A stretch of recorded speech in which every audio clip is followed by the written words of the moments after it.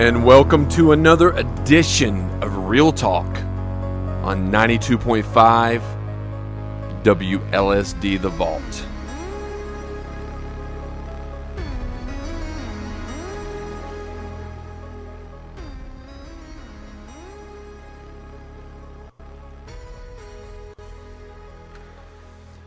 Does anyone out there in radio land, podcast land, social media land know what this score is from? It's an amazing score. I'll say that right now. It is to the 2014 horror movie, It Follows. So we're going to dive into that tonight on Friday, October 27th, 2023, the month of Halloween. It is a month that should be cherished, that should be enjoyed, and that should be respected and honored in all its glory. But we are talking about the movie It Follows tonight. But before we dive into that, please check out all the social media pages. That is the Spotify, TikTok, Facebook, Instagram, and YouTube. You can go follow on the Other People's Show. I'm your host, Adam, tonight, and we're going to dive into this movie, and I think it's a very appropriate movie. It is a relatively, it's weird. Sometimes I think when going back, I watch pretty much a movie a day is what I try to do. A movie every night, really.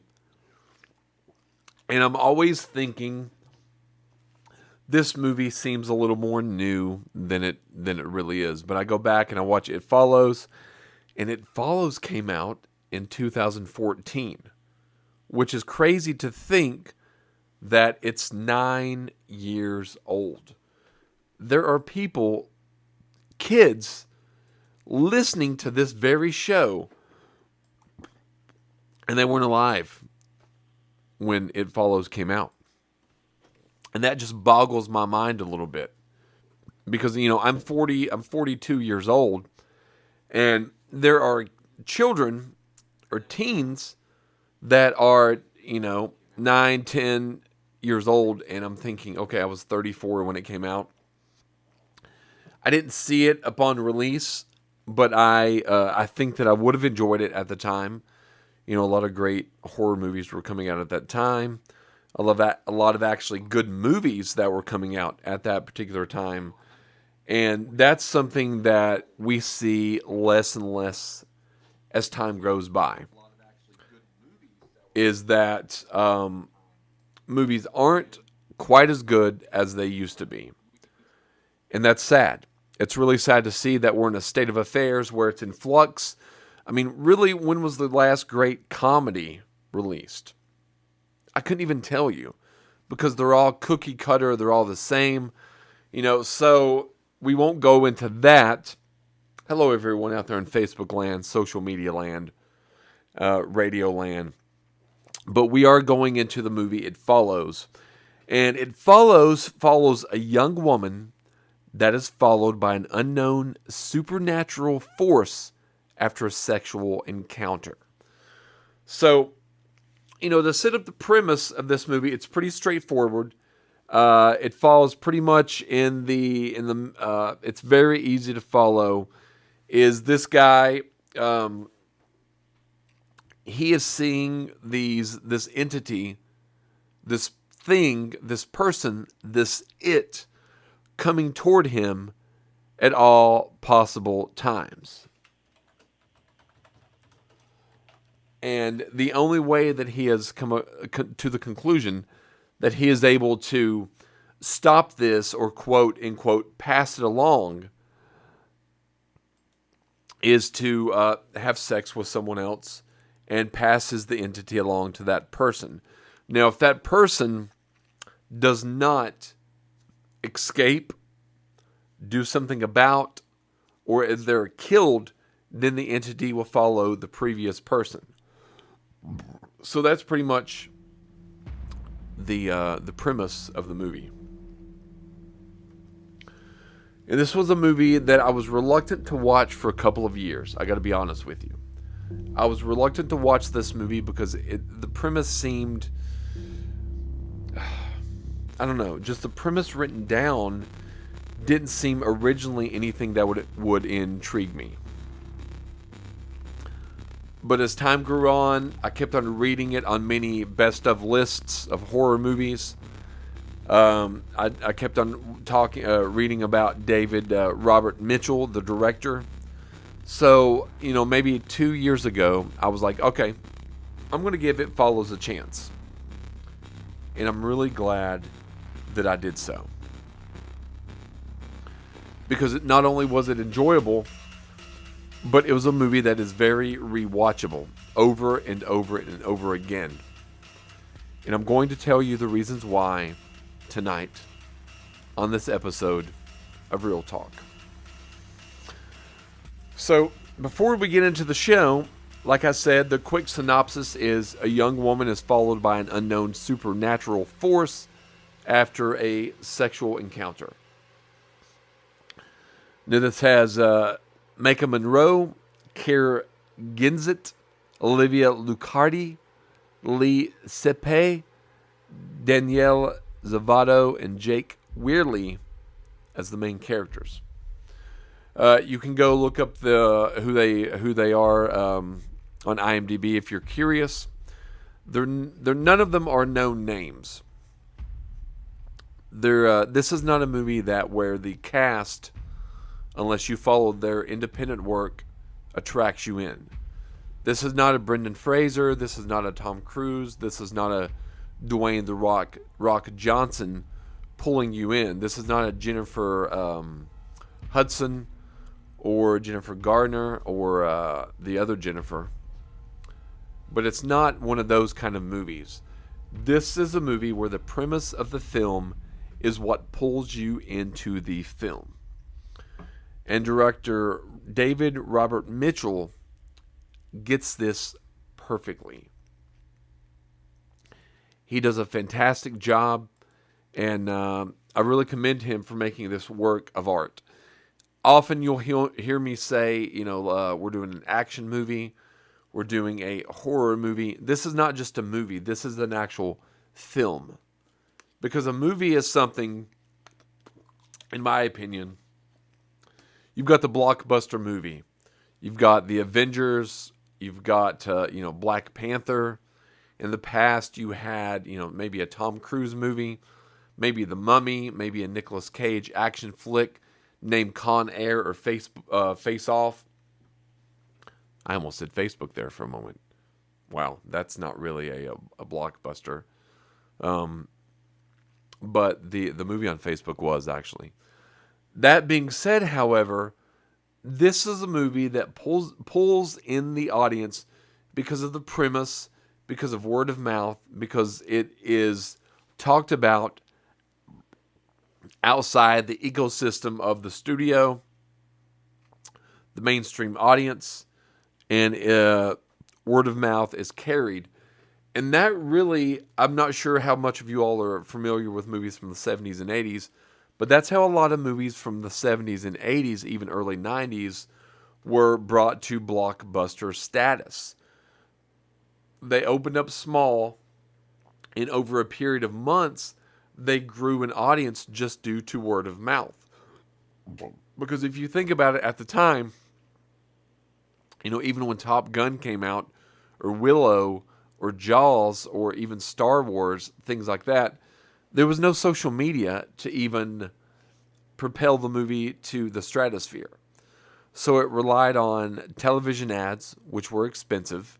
These movies were relatively modest in budget, and their production budget was small as far as their promotional budget and things like that. So word of mouth is what carried a lot of these films.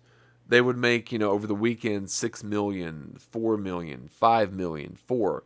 But they never hit blockbuster status as far as a weekend gross, meaning money, goes.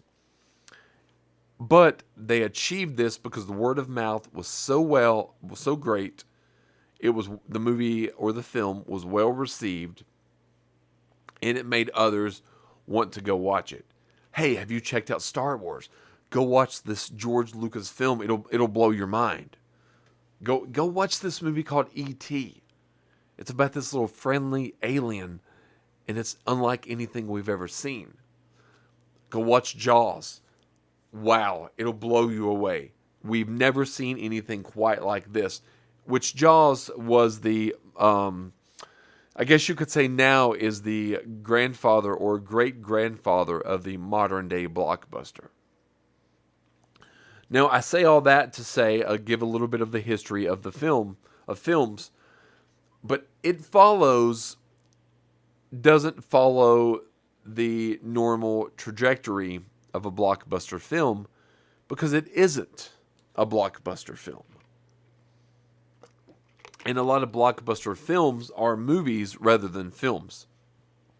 Yes, they all are art, so to speak. But there are some films that are made where money, budget, is not a concern. They make the movie out of passion, out of love for the material, out of competing and going against all odds to get this movie or art, whatever it may be. It could be a painting, it could be a piece of music, it could be on the theatrical screen. Even now, it could be on streaming. But it's where blood, sweat, and tears are had to get this project across. And that is what constitutes a film, in my opinion. A film is not made because you want to appeal to the mass audience, which would be more of a blockbuster, more of a comic book film, because in all honesty, although comic book films and movies are entertaining, they're telling the same story over and over. For the most part, you know what's going to happen. You know in the Avengers or, part 2 or 3 that some are going to pass away. But it's never for good. We have multiverses. We have, reboots. So your favorite characters, they're never going to die. They're never going to... It's never keeping you on the edge of your seat because you don't know what's going to happen. Spider-Man is going to defeat the bad guy. Batman is going to defeat Bane in part 3, although he lost in the second act. He got his back broken. These things are going to happen in these blockbuster movies.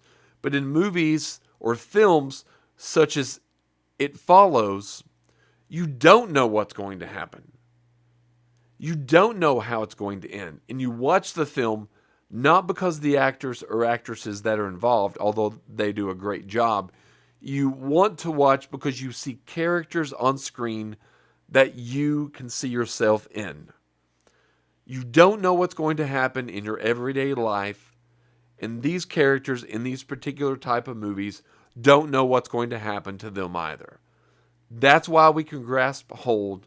That's why the word of mouth spread well. And that's one of the reasons that It Follows turned out to be a critical and a financial success.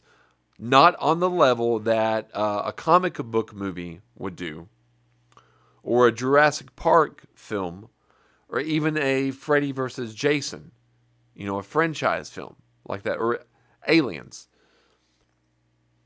But considering the budget of this film, and considering the story it's trying to tell and the way it tells it, it is a success in every single way. So let's dive into that a little bit. So the director is David Robert Mitchell. I don't really know a lot about him. I did more research on the film rather than the director. But he does have a vast filmography of features that I do want to check out in the future. Now, some of the facts we have tonight. We have the budget of $1 million. $1 million. So $1 million is what they would spend on the catering to said blockbuster status movie, Indiana Jones and the Dial of Destiny, any Mission Impossible film, Jurassic Park, Lord of the Rings, any comic book movie of the last 10, 15 years. The money they spend on catering food to the people involved was the budget of It Follows. It's got a 95% positive Rotten Tomatoes score, which means it's one of the highest rated movies that we've actually done on this show. Now, we've had a couple in the 90s before, but as far as a horror movie is concerned, It Follows is near the top of the list at 95%. The IMDb score is 6.8, a little different, a little lower than I originally thought. But this is a movie that is light on gore. It's more psychological. It is a few jump scares. It's the score. It's putting yourself in the feeling of the character. What would you do in this scenario? How would you act in this scenario? It's that kind of movie. So like I said, it cost $1 million. It made $14.6 million in America and $21.9 million worldwide. For it probably made about a $15-16 million profit. It wasn't anything, if you were playing baseball, you would have got a solid double or a triple. But it's a solid movie that put David Robert Mitchell on the map. And it has created a film that is not only a great film, a great horror film. It's got its side message about the sexual aspect of it, but it's got a great score and it's very rewatchable. A lot of the the action movies and stuff of nowadays, pretty much one time watching, and it's enough. I mean, they're 2.5 hour, 3 hour movies. I know what's going to happen, and I've seen it time and time again. Superman is tearing up the city. Everyone's upset, but yet he's supposed to be saving the world. Batman is fighting Superman because Lex Luthor has put it in Batman's mind that Superman is bad. You know how it's going to end. Although that one, I wasn't really sure. I hadn't really followed the comic, but I found it enjoyable. But It Follows is enjoyable to me on a much deeper level than some of these superficial action superhero movies, or even franchise movies such as Halloween, Halloween Kills, or Halloween Ends, which was a disappointment amongst itself, although made well, a disappointment. When you have a smaller budget, a lot of times you can feel and you can see the blood, sweat, and tears that people were working their butt off to give you one of the best projects that they possibly can, especially when it's an early film, because they have nothing to lose.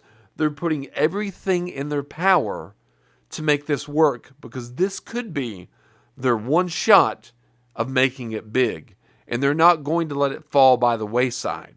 Whereas, you're 8 or 10 movies in, you can afford, I guess, to have a flop movie because you've had 8 successful movies and you're given a little leeway. David Robert Mitchell did not have that luxury. Neither did any actor or actress in this film. So they put that $1 million and made it possible to do what they did. So let's get into a little bit of the facts of the movie, or behind the scenes facts. The film's concept derives from a recurring nightmare that the director used to have, in which he would be stalked by a predator that continuously walked slowly toward him. So you have to think about it a little bit. How would you feel that you have someone always walking and coming toward you? someone vicious, possibly someone that you know, or at least appear to know, but no one else can see. So everyone around you is thinking you're crazy. Unless they believe you, thinking, what is she or he looking at? I don't see anything. I don't see anything coming toward me. But this all came about from a recurring nightmare from the director. So this is kind of what another thing that I found kind of cool about the film, and I've rewatched it probably 3 times over the last week, is that the time frame of the movie is intentionally kept undefined so that it resembles a dream. It's very dream-esque. Some of the cars are shown for more recent current times. Many of the cars from the 60s, 70s, and late 80s. There is a conflicting technology. So one of the characters, Yara, on a device, it looks like a shell, like a seashell device, like an iPhone or Android, and she reads from it, and it's also kind of like an ebook, and she uses it as a light source at one point. But also at the beginning of the film, a cell phone and kind of a more modern automobile bill is used. So you never really know exactly when this film is taking place. It's never really clearly defined. And that's something that I always found that was very much needed in the horror genre. Unless you want it to feel dated, by maybe special effects like in A Nightmare on Elm Street or Friday the 13th. A lot of the hairstyles, a lot of the clothing, technology in those made it more of a clearly defined era genre movie. It does not follow that formula. If you look at the clothing, sometimes the characters have clothing that would resemble the 80s, 90s, modern times.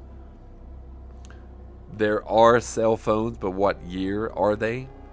They're kind of disguised, like I said, with the seashell.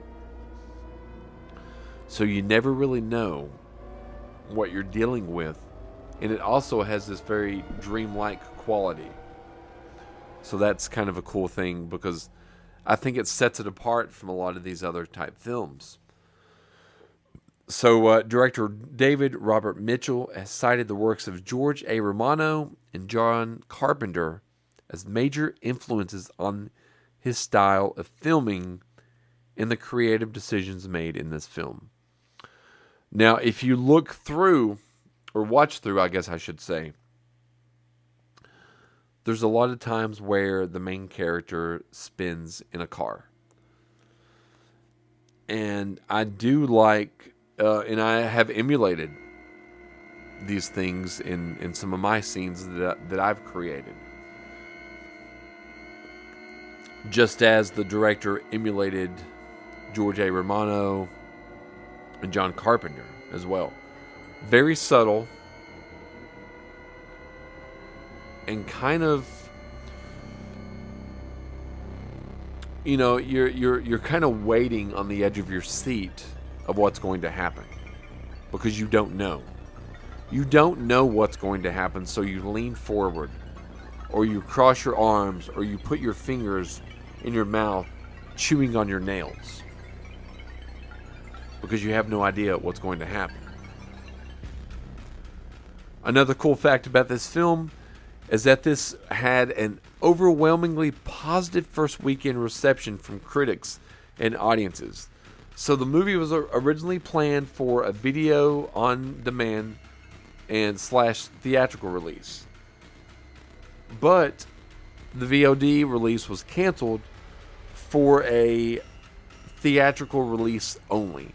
So the audience and critic reception was so great and so good that they were like, all right, we don't want to do VOD, video on demand.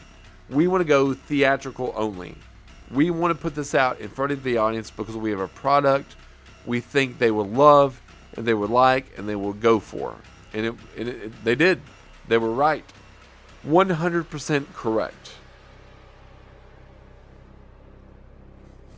So not only do the set props prevent the viewer from placing the year of the film, the clothing that the characters wear prevents the viewer from placing the time of the year also. Throughout the film, there's shots of clothing ranging from coats, jackets, t-shirts, swimsuits during the day to barely wearing anything at night. All outdoors with no signs of discomfort. So you don't know what type of year, what year it is. You don't know what season it is. And you don't know really anything about the families, because most of these, let's face it, are teenagers within the film. And also in the background scenes of certain scenes involving crowds, there are people seemingly walking slowly in view toward Jay and her friends. This is to give the viewers a sense of anxiety over the possibility of any of those people being the entity. So the director did want to kind of fool the audience into having them wonder and kind of search the screen of characters thinking, is this coming toward me? Could that be it? Wait. Hey, does anyone see her? She's walking right toward me. Do you see her? Wait!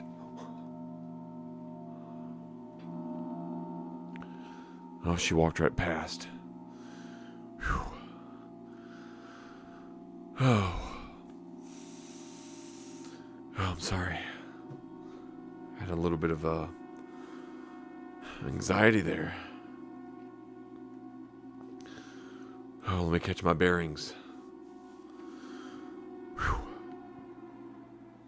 So, let's get to the plot and the story. Like I said earlier, it's pretty simple. It's pretty straightforward. A young lady has a sexual encounter with a young man. He passes along this entity that continuously had followed him. Now it's following her. And the only way that she can rid herself of this thing or this entity is to pass it along to someone else. And it is I think honestly it's a pretty good premise. It's pretty original.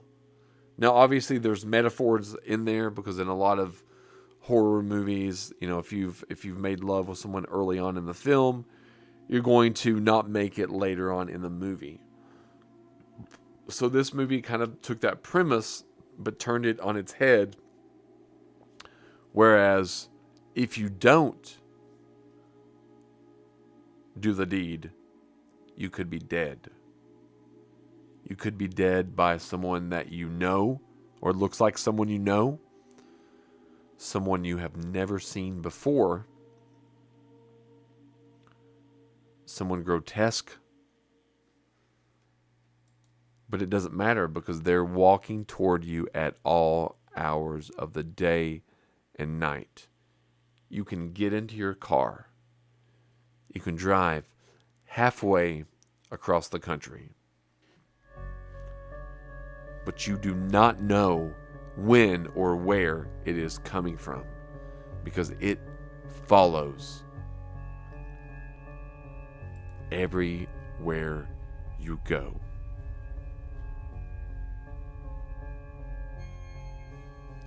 Now, the characters in this movie, everyone does a great job. I don't have any problem with any character. There's not really a weak link in anyone in the cast.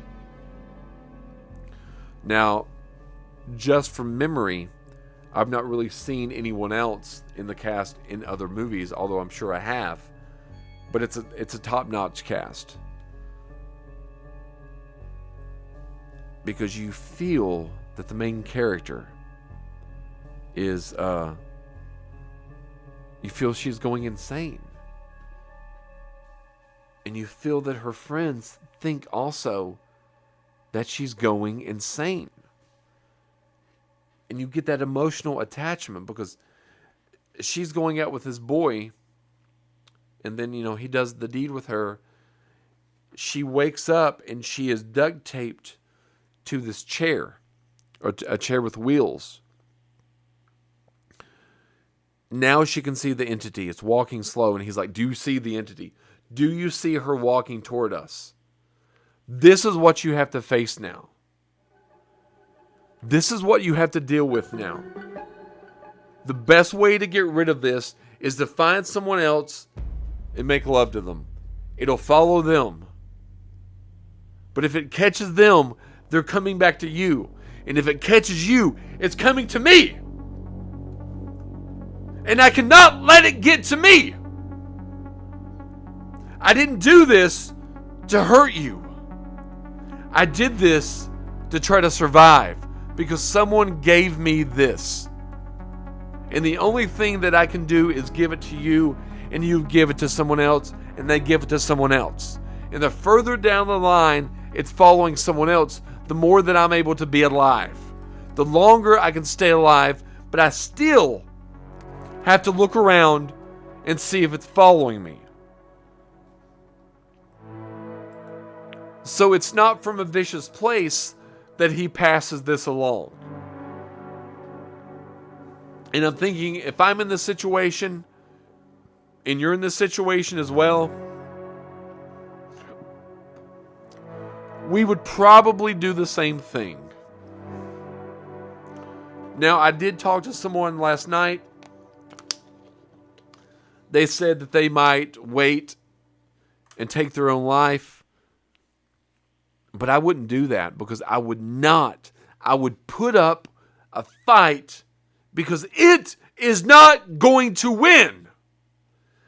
Even if it busts through the door while I'm on air right now and it's following me, it will not defeat me.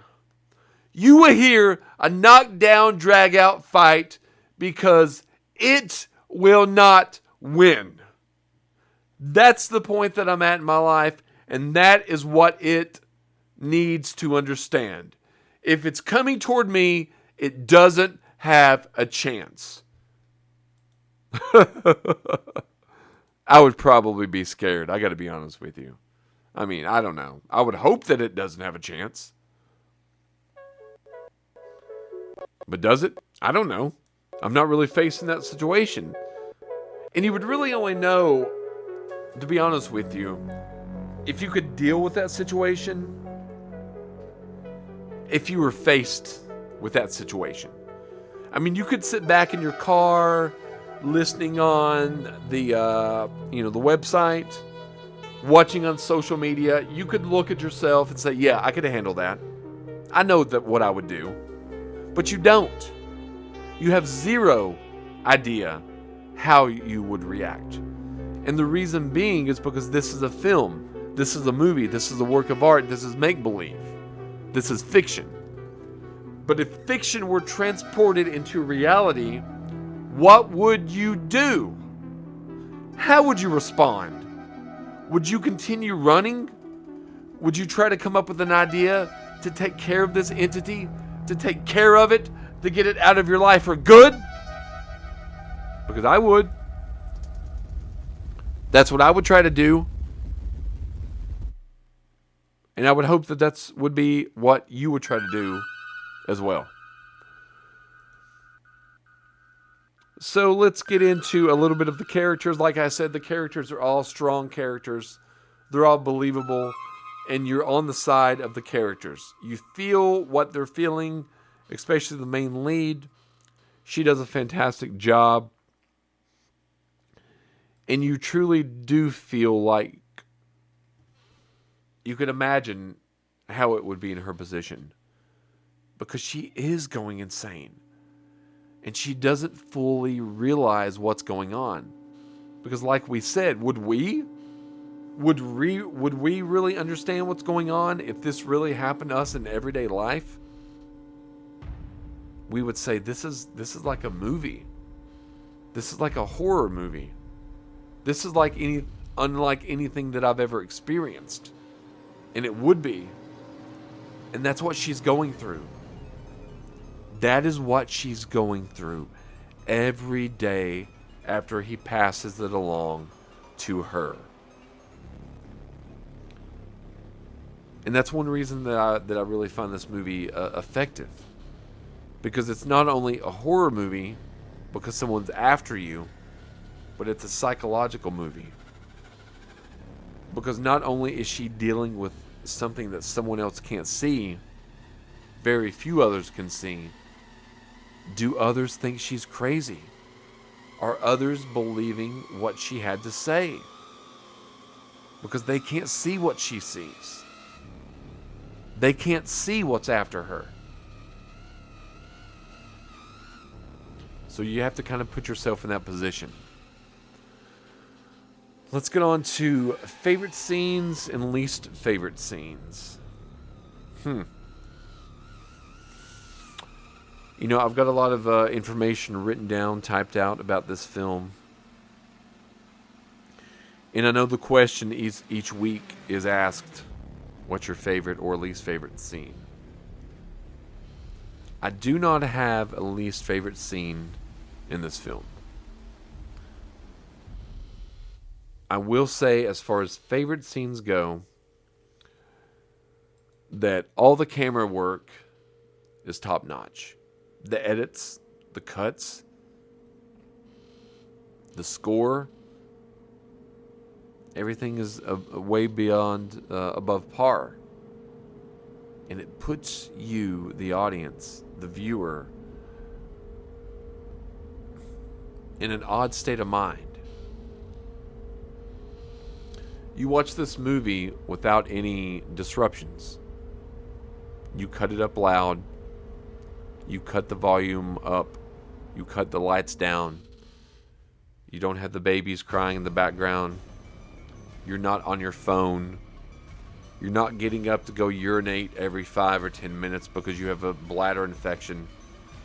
You sit down and you watch this movie as it's meant to be watched, quietly, focused, uninterrupted. And when you do that, you're going to have a feeling creep upon you that you may not have have if you're distracted. It's going to have the feeling as if someone runs their fingers up the tip of your spine, but you didn't know anyone was behind you. It's going to make you look over your shoulder.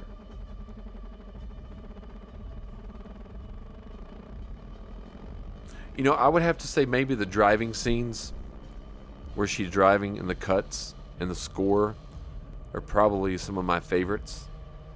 There's many of them, at least 3 or 4. But it all fits together like a perfectly odd puzzle that you didn't realize the pieces were going to fit, but they do. So, you know, I don't want to give too much away.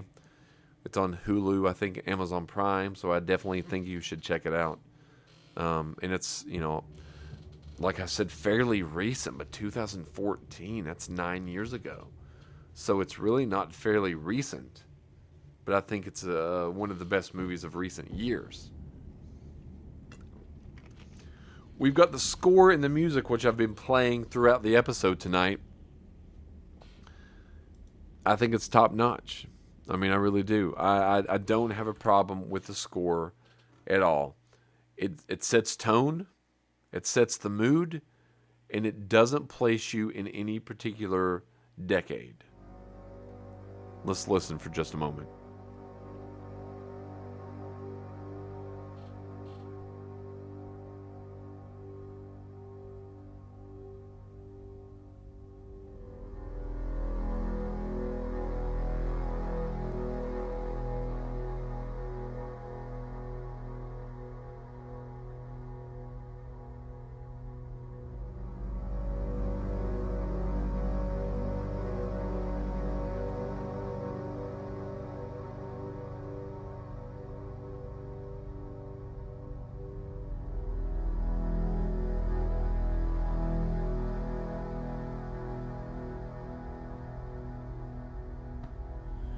This is a fantastic score. It's menacing. It's non-complacent. You don't know what decade. It's dreamlike. But it's very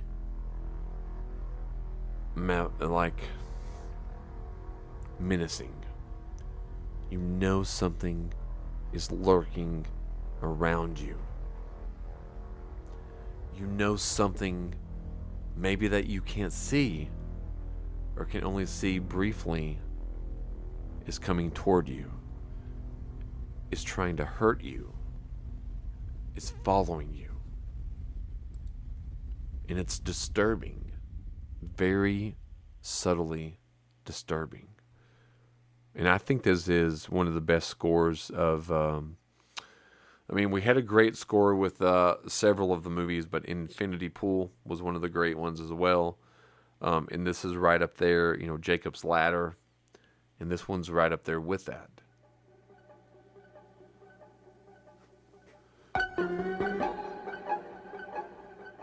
Like I said, originality. I think it's a very original premise, a very original movie. Is it the best horror film I've seen of all time? No.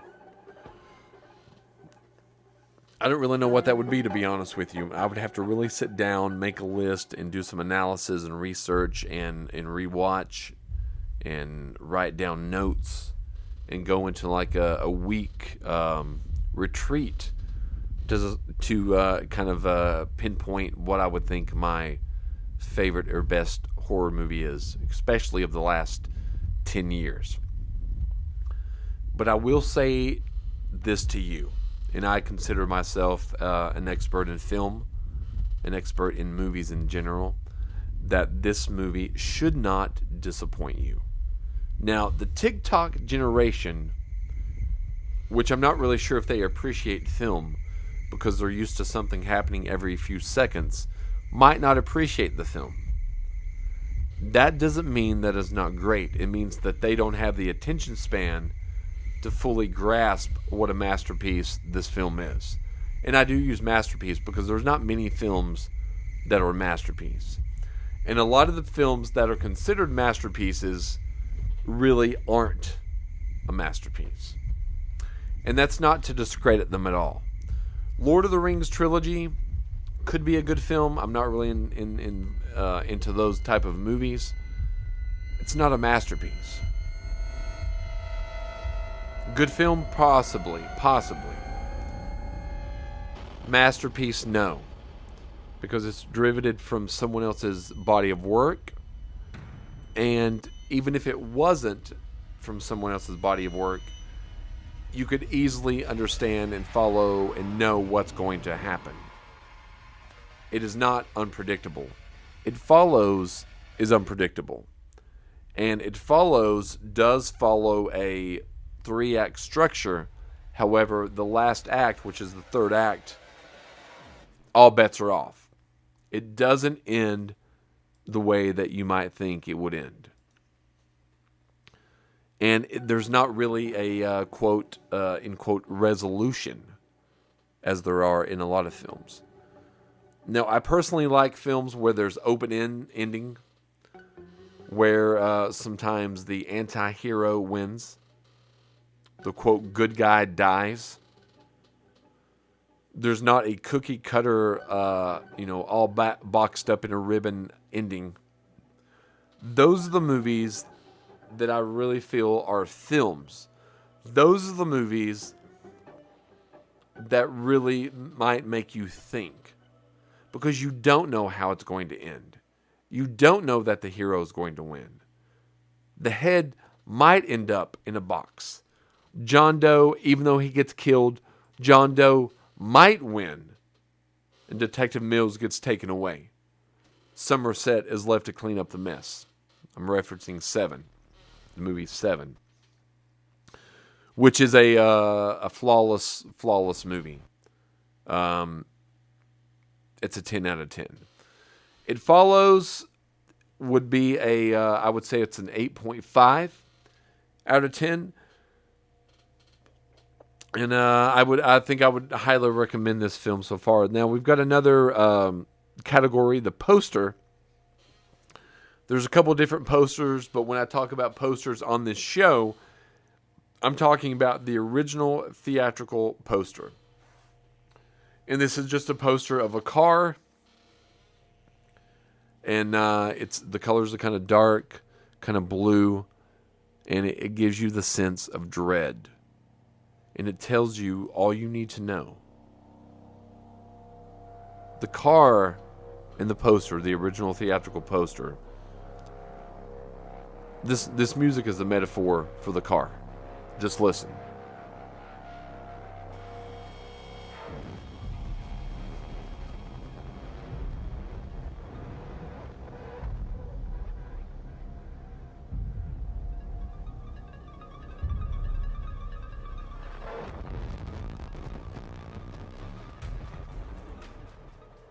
So yeah, it's a good poster. It's kind of dark.